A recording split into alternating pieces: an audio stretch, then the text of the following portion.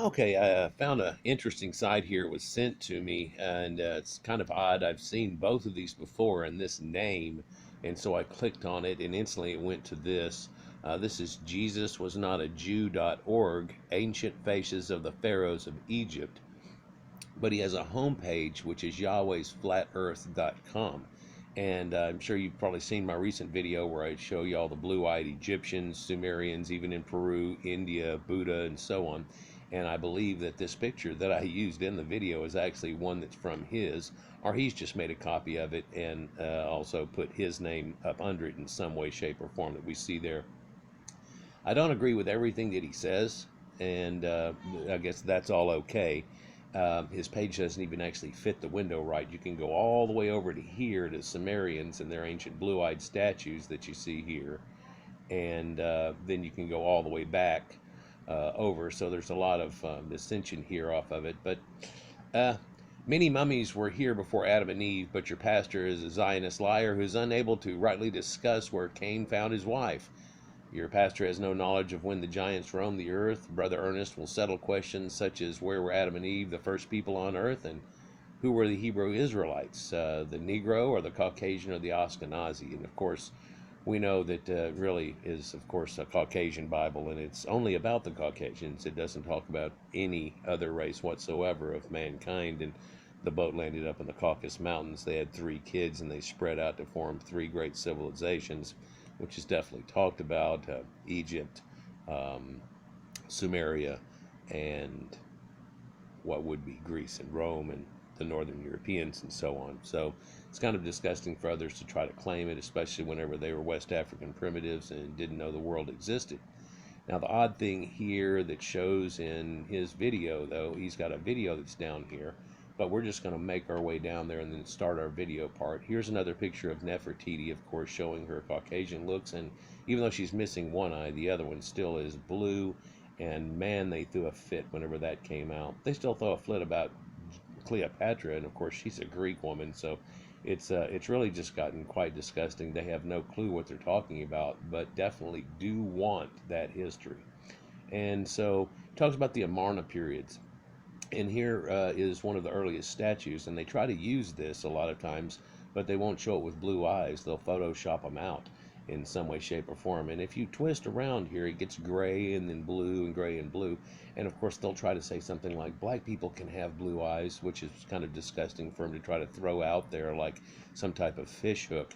But because it's usually a genetic deficiency and it's not known to be, whereas it's known for these people. So what if he's got a chubby face? This guy looks very much Caucasian, and that's all there is to it. And it's the oldest life-size known wooden statue in ancient Egypt. It's from the 5th dynasty, and that of chief priest Ka, found in Saqqara, with deep crystal blue eyes. The eyes are inlaid. The rim is made out of copper, an imitation of makeup, the kohl makeup they put around their eyes. Beverly brings the face of the priest to life and reflects his self-important personality.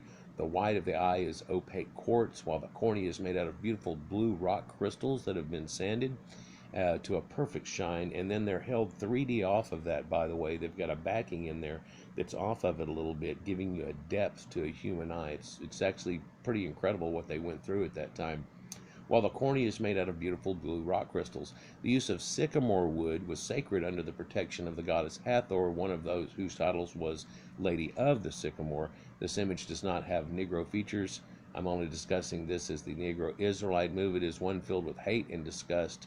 But then again, aren't all religions? And wouldn't it really be more disgusting if you lied, coveted, bared false witness, and tried to act like you were part of a religion? You would just be blaspheming with every moment of your breath and wearing a clown suit. The image of an original wooden statue of the Egyptian king Hor, 1783 BC, on display at Cairo Museum here. And amazing eyes are inlaid quartz, lapis lazuli. They shine up immensely. And again, they have this blue-grayish type appearance, depending on the lighting. King Hor's rule was during the 13th dynasty back in Egypt. He appears in the Turin Kings list as Adiba Ra. Hor is mainly known from his burial shaft in a tomb found at Dashur, next to the pyramid of King Amenemhat III. He most likely reigned for a short time, not long enough to prepare a pyramid, which is in the dynasty still common burial places of the kings, and a lot of times they just use mastabas as the Sumerians did, which is where a lot of this comes from. Here we have Mitri and his quite telling blue eyes here, and you can stare into the eyes of an ancient Egyptian here, magician, from 6th dynasty, and Mitri. It's kept in the Egyptian Museum in Cairo. 4,400 years old from the ancient times. The role of the scribe has been an important one passed down from father to son, so this also shows you genetics. And because everything is passed down in hereditary and royal lines, there is no, well, if you can't find a statue in the 11th dynasty, then they were Negroids somehow. It doesn't work that way. And of course, no West African ever knew that Egypt even existed. The photos like this, though, are real rare because photography is no longer permitted in the Egyptian Museum, although I hear now they're starting to give you a permit for like $15, and then you can film because everybody was doing it off their cameras anyhow in secret. The eyes are set in limestone, ringed with that copper to attract the attention of the observer. Mitri's calm glaze of defiance and becomes the local focal point of the whole sculpture, and they follow you around the room.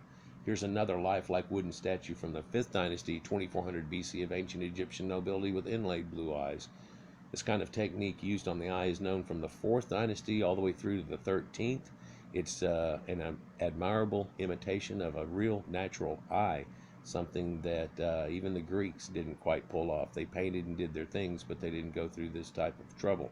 We don't really see it, but there are missing eyes in a lot of them, and it makes you wonder if there was anything there in the past, because they find a whole lot of these statues that are really painted in old times. So most of these are just white bisque statues that you think of as being all the Greek and Roman statues were actually painted in older times. The eye color is a beautiful ocean blue, and you can see slight variations in this, and apparently they have found some vein crystals to run through that they're getting, and getting this exact stone to the depth and so on off of it. It's kind of amazing. It's used for the eye, and they appear to be made of a translucent material, something like glass or crystal, or it is crystal. But so here's more of their pictures and things here. And Pharaoh Tutankhamun was a white man. You can click on here, and it'll tell you that the genetics tells you that it equals out to being people in Northern Europe and their haplogroups and so on. And a statue, you can clearly denote just the look of his face. But, and black people should just get over it. Here it talks about the Ingia study and how they figured it all out very simply because they ran the same machines and the same type of software. And by just looking at the numbers that were on the screen there, they just plugged them into their machine, hit the button, and it spits it right out. It was pretty simple. And of course, these guys are experts doing the exact same thing.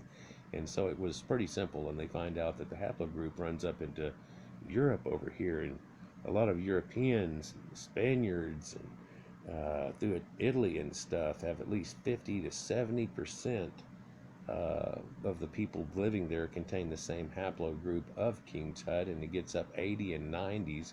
And they found some kid in Britain that has a 92% match. And just to show you how rare that is, whenever they do that Maury find the baby daddy crap or whatever off of it, if there's no way you really pull off 92% of your granddad. It's hard. You'd have to really keep up with lineages for it to happen. So is he like a recreation of King Tut in some way? Well, a little bit. And what's funny is he kind of looks like that guy from the vampire kissing movies a little bit, but maybe not quite so gorgeous looking, ladies. But so we're going to go on to he also shows you disproving the Negro Hebrew Israelite claim, and that all mankind even came from black Negroes. He shows you, of course, the pictures again. Russian geneticists disprove the out of Africa claim.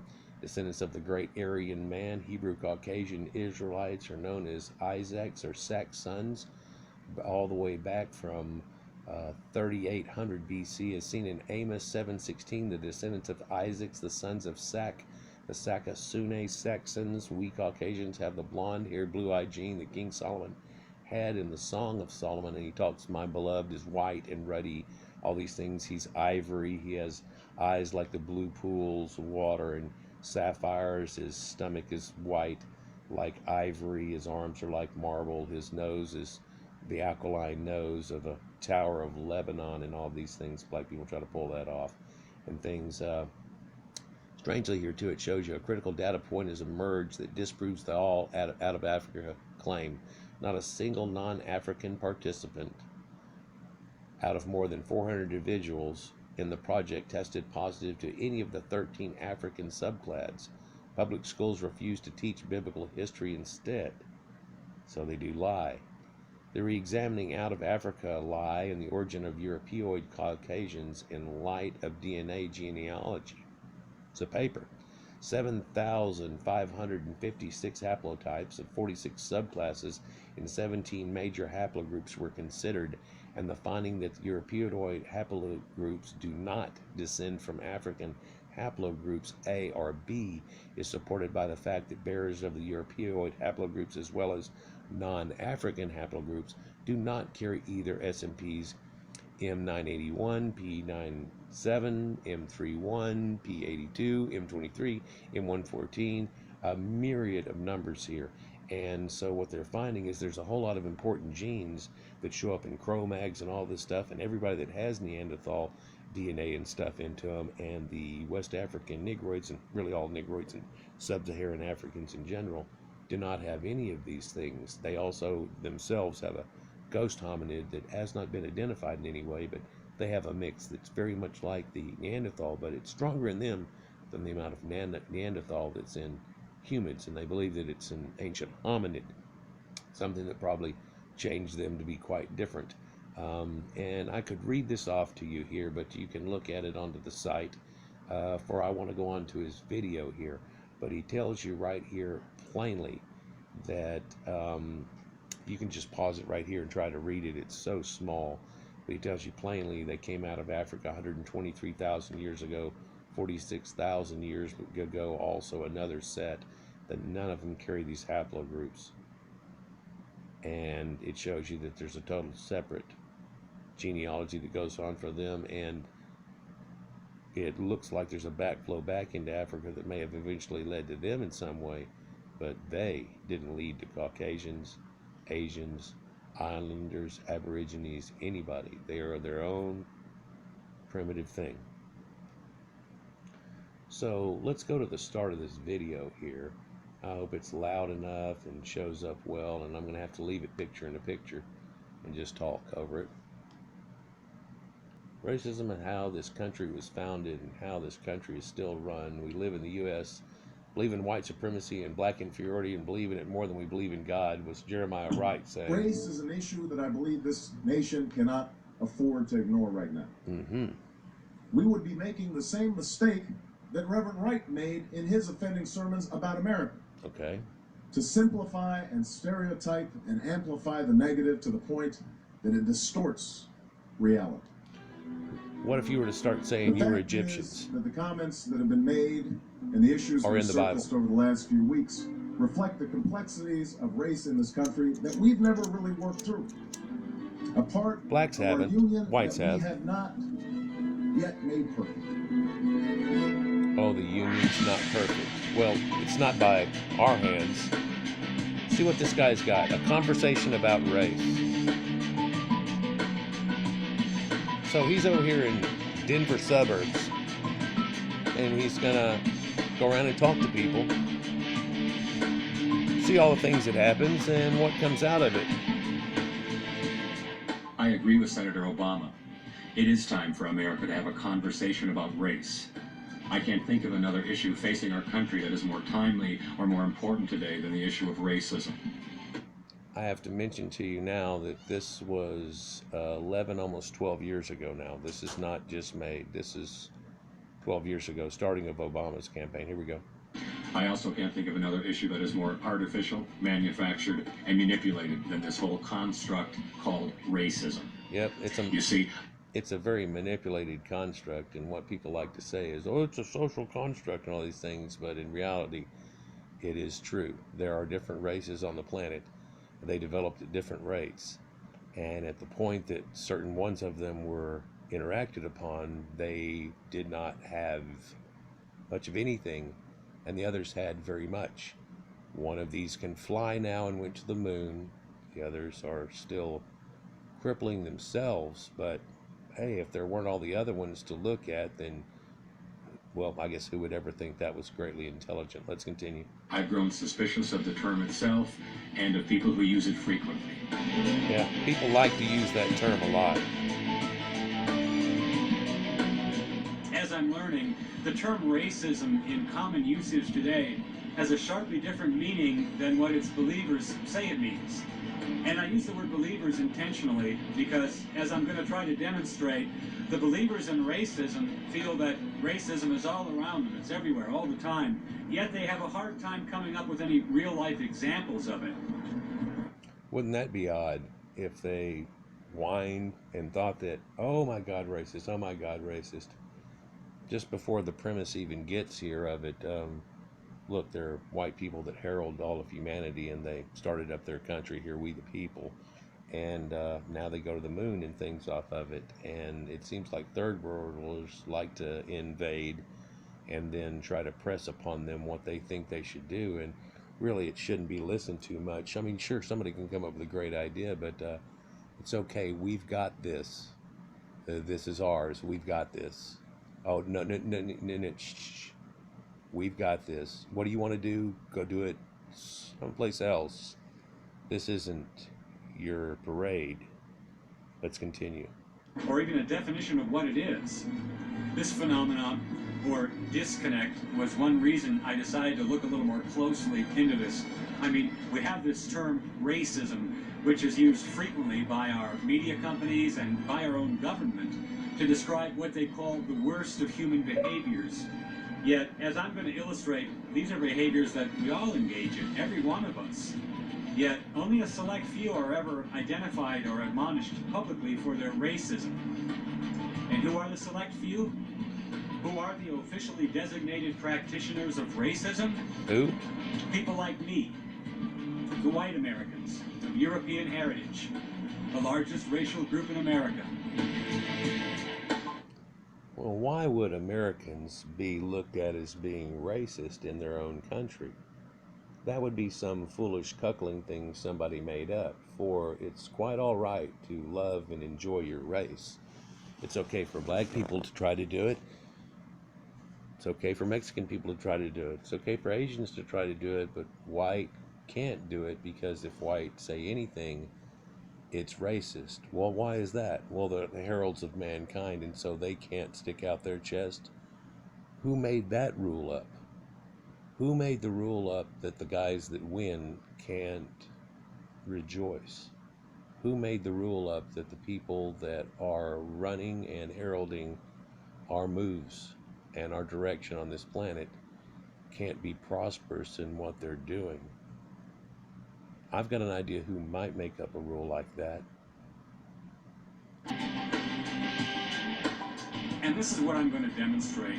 This construct of racism is not an objective term. It has no concise definition. In fact, it's used too often as a tool of intimidation, like a hammer against Caucasian whites. And so for my demonstration, I'm simply going to interview some of racism's believers and look for inconsistencies. And finding believers is easy. I ran an ad in Craigslist for interview subjects under the heading of Ending Racism Now. We'll also stop at a busy street corner in downtown Denver and stop random passersby for their opinions on the subject. From there, I think we'll be able to determine what the conventional wisdom on racism really is, glaring contradictions and all. It's going to be sad to watch, but we need to. For what you will see is people with different views upon this radically, and then you can also see the inequality of their thoughts. So those are my intentions.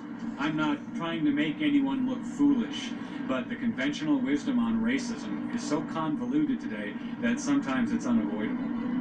In other words, people are going to make themselves look foolish in this video, and it's because of their racist beliefs. Let's continue. Do you see it in your daily life? Do you? Let's see what they say. Do you see racism in your daily life? Every day. Every day. Every day. Do I see racism in my life? I see it every day. Every day. I see racism in my daily life almost every place. You can probably guess he does. Do you see racism in your daily life? Yeah, why? A lot? There's radio as a kid 8 years ago. It's still here. I see racism in my daily life pretty much typically every day, you know. You see it every day, like if you walk into a company and you're the only black person there, or you're the only Asian, or the only gay person, or the only Muslim person. It's not very diverse. Do I see race? So would you say that it's racism if we went into a Middle Eastern store and there weren't any whites around? Is this all of a sudden a racist place? Or is that okay? If we went into a black barbecue place and there was mainly black people there, would that be racist? So you can see logic sometimes. Let's continue. This one here is precious. Racism in my daily life. I do. I experience it in subtle ways, especially because of where I live. I lived in other cities where it was more overt, but being in Colorado, everything it's like a subtle undercurrent. I moved away from Denver when I was here before because I felt that Denver was racist, but then I found out all the cities are racist. Uh-oh. Phase 1 complete. Racism is everywhere. Now I'll ask the other question. Well, what is it then? Can you tell me, in your opinion, what is racism? I can tell you what racism is not. No, we don't need to know what racism is not. We need to know if she can get a good example of what racism is. This is the question. So he poses it to her again. To me, racism is when it's so hard. Racism is when we chop ourselves into categories. And I'm not sure why we do that, because when you really look at the quantum level or the basic fabric of the universe, there is no separation. You know, I am you, I am the chair, I am the wall, I'm the rug, I'm the rock, I'm the tree, I'm the grass, I'm everything. My definition. I am the walrus, cuckoo, cuckoo. Yeah, okay. So there's rock. I am the rock. I'm the chair. Okay, cool. So, do you want a diamond rock or do you want a dirt rock? It's pretty pathetic, but you can see the end of the hippie generation. Some people are kind of stuck on this kind of idea, and that's great. It's great that we all try to become one, but there's definitely one group that's trying not to become one. They're trying to become the opposition. It's definitely anti anything, and every bit of it's racist. But let's continue. Racism deals with ignorance and lack of knowledge, lack of tolerance, and putting. It's as if saying, once we put a boundary, you and I can no longer communicate. That's an odd statement. They don't want to communicate in the first place. This boundary was set long ago, before any of us had recorded history. People notice the difference in variations in race and ethnicities and religions and cars, your car, my car, all these things. It's simple to see these type of things. And then the simplistic notion of, well, these guys were kind of West African primitives, capturing and selling their own people off, and they were kind of a pre-Stone Age level people. Meanwhile, these other people were heralding mankind. They can fly now and went to the moon and back, and you have people that are pretty mad about that. Then they find out, they say that they're the Egyptians, they say that they're the Hebrews of the Bible. It's amazingly disgusting, and in that fact, now they find out they're not a part of the Bible at all, that they weren't Egyptians, and they want to get mad about it. So what we have is people making up racist lies and then getting mad about it. And then whenever they find out they're debunked, they get even more mad about it, and their answer is to call you, because they lied, racist. It's as if saying, once we put a boundary, you and I can no longer communicate. Obama, put that boundary up. I think that people might not vote for him because he's black, and I think that it's the same thing with like sexism, because people might not vote for Hillary because she's a woman. I see. And that seems natural, doesn't it? That there might be people who wouldn't vote for Obama because he was black, but really he's half white and raised by a white woman. But we did find that that was a huge mistake, and it definitely bled racism out. Again, this is 11 years ago. This is before it started getting worse, and now you can see where we're at now off of it. And of course, here we go, la la la, the white spacemen haven't changed.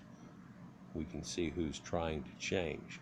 And are they trying to change to become all as one? We hippie BB? No, this isn't what's going on. It's all because of their racial culture and causing it by their own hands. You're not going to blame this on the white people that run this country. Let's continue. What's this white guy say? That as racism when you look at a person and because of what you've been taught and what you know from your family, what's been ingrained into your psyche, that's where your ideas of racism come from. So racism comes from experience. By witnessing that this one group may have a problem with crime, and they almost maybe have a problem with white people in general, and if you're a white person, then that looks racist against you quite badly. And you may be a guy that's hiring black people and being nice to them, but this black guy doesn't know it. He just hates whitey. And it's a blanket racism. It's pretty disgusting, but we see it rampantly today. You know, if blacks were really racistly inhibited in the Americas, they wouldn't be here or exist. It wouldn't be like, well, we'll let you be a president, but they can't seem to cognate these facts, and then they just want to make up lies, and it's gotten disgusting. Let's continue. It's the racial profiling. It's that we have so many people of color, men of color in particular, in prisons. It's the disparities in economic class between different races. So is it racist for black people to not learn as much, not have as high IQ on average, and therefore not perhaps have as wealthy of jobs? Would that be racist? Is it racist that black people can jump a little higher and therefore dominate basketball? Is it? Should we make it 50-50 on basketball, or should we make it to where blacks are only 13% of every basketball team because they're 13% of the population? Do we want to go there? Or are we okay with the fact that they can jump a little higher and that we've done all these other things like made the equipment we're talking on right now? It's pathetic for one to try to say equal whenever there's so much difference in variables in people easily seen. Let's continue.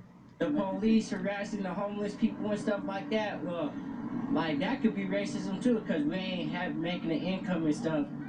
But don't they have to be a different race from the police for it to be racism?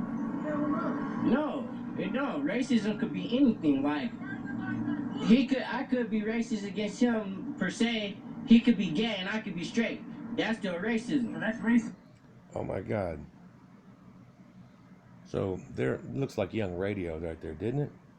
But so what we have here is the belief that black on black is racism from a black, and that if he saw somebody that was gay, that wouldn't be homophobic, that would be racial, because gay is a race.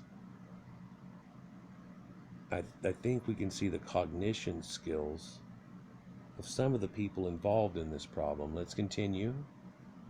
Yeah. Yeah.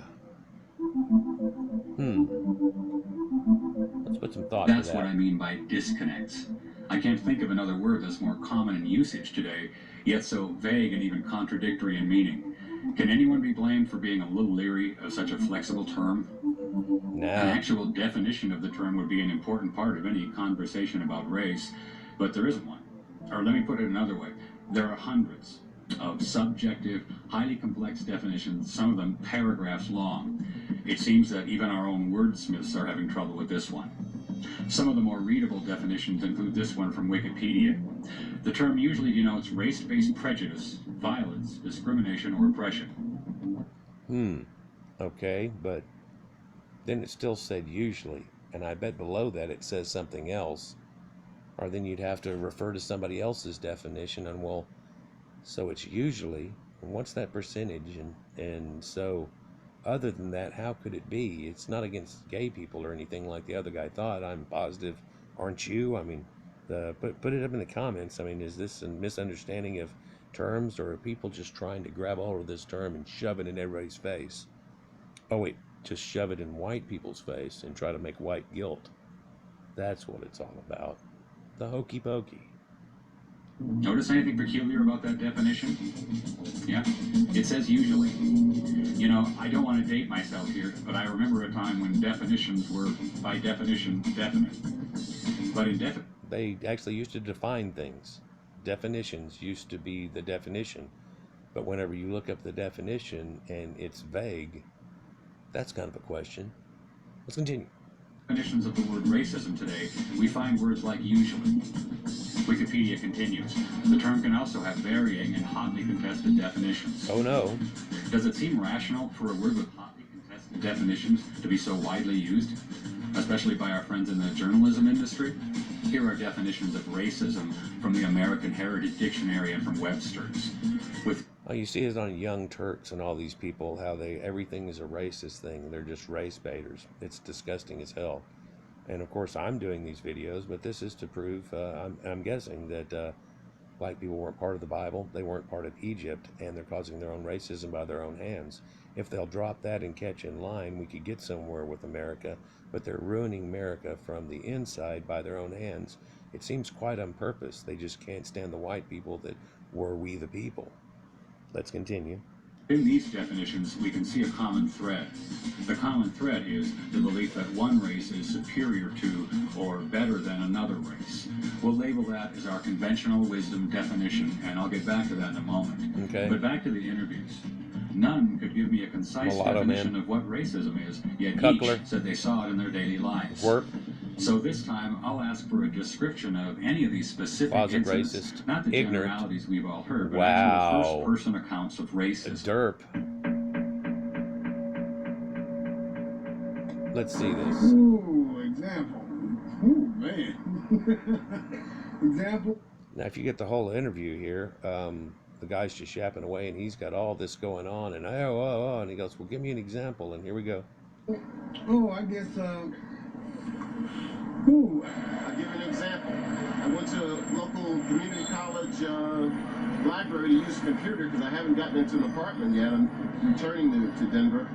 Hold on, so you're able to go to college and you're able to use the community computers and all that stuff, so it's not segregated or anything. All that racist crap's been over for a long time, so what are you going to pin it on pitifully? Let's go. And I noticed that one of the guys that worked in the library, he's staring at me. He's pretending he's going to get coffee, but he's staring at me while I'm using the computer. So then when I leave, he and one of the other librarians, they say to me, well, goodbye now. Like, it gave me the impression they were saying, like, good riddance now. Really? So now you can't even give a Negro a salutation? What if he was gay for you? There's a lot of things that could go on, but now, hold on.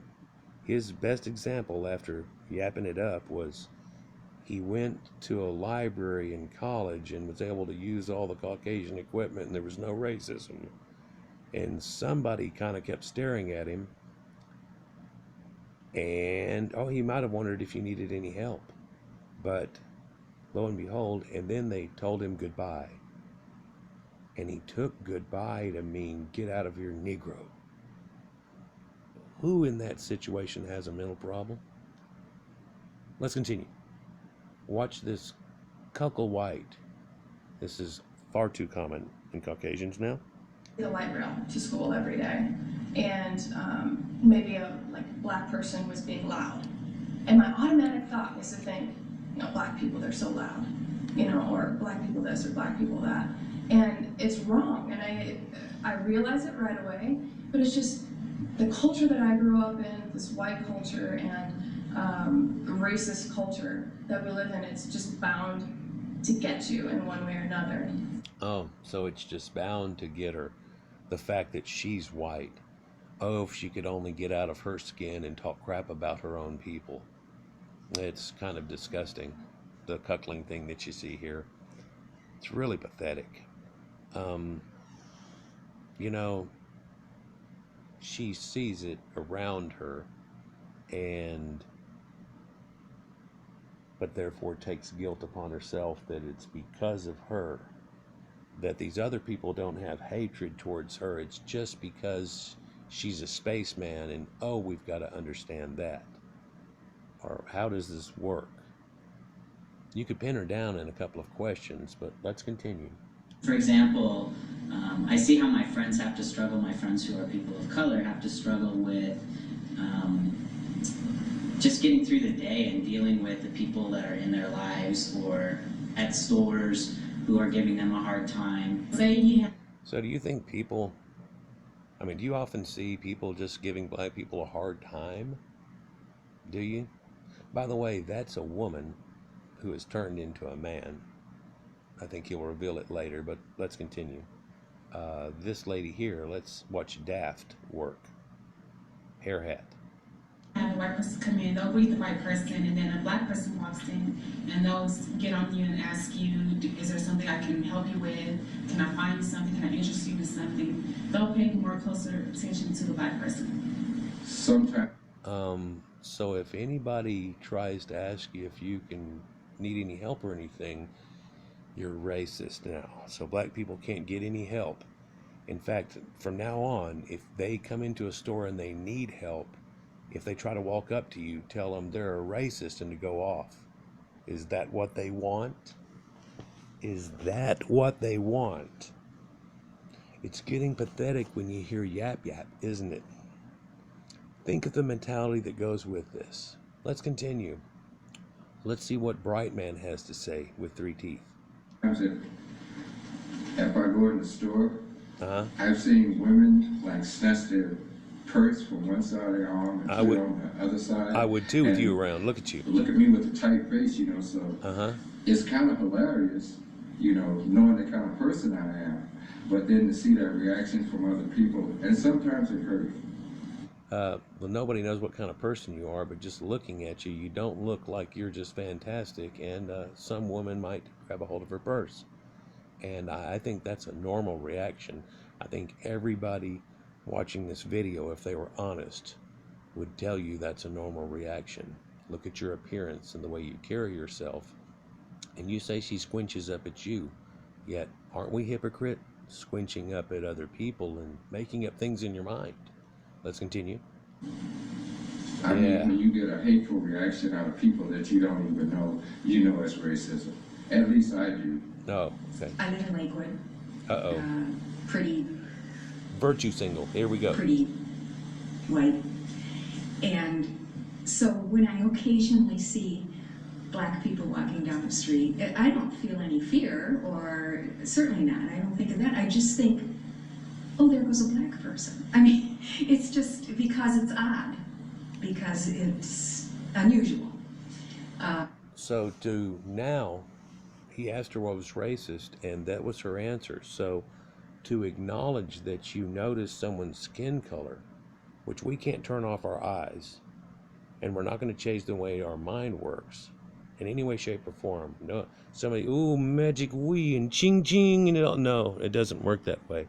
And it's not going to work that way. The only way it'll ever become an equal type thing is if the other people start acting equal. And we're not going to down to a level that's below our own level here. That's not what's expected and what's going to happen. So catch up.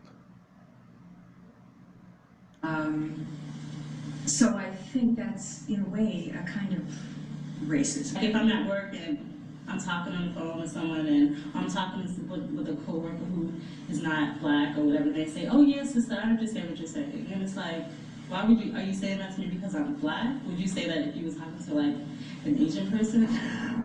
So she actually said to say that they understand what she's saying is racist. Would you say that to a person from India? Oh, yeah, yeah. You'd say it to every race. Even other white people say it to white people. A white person goes, hey, I'm thinking da-da-da. And they go, I understand what you're saying. So, how pathetic. Let's continue. One example is there are more people, like, let's take the job sites, for instance. Okay, if you got 10 black people going for a job, I'd say maybe 2 will get considered for that job versus 5 white people. And that's racism. Okay. If they're 13% of the population, then you would think there are more whites eligible for a job than a black would be.